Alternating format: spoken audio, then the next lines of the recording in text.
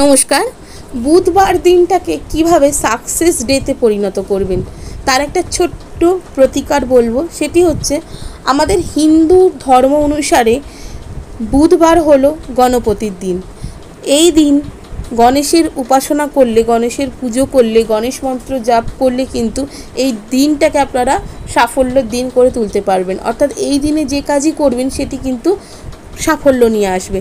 তার জন্য গণেশজিকে একটা লাল আসনে বিরাজমান করান। শুধু লাল আসন পাতলে হবে না, তাতে কয়েকটা অখণ্ড আতপ চাল, 2-4টে ফুল অর্থাৎ ফুলের পাপড়ি এবং একটুখানি সিঁদুর সেই আসনে ছড়িয়ে দিন।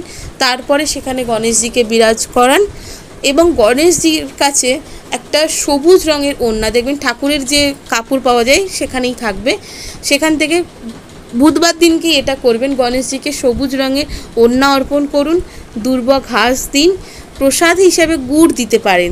গুড়ের মধ্যে দেবেন একটু ধনে আর মৌরি। এই সব কিছু গণেশজির কাছে ভোগ লাগান এবং তাকে পুজো করুন।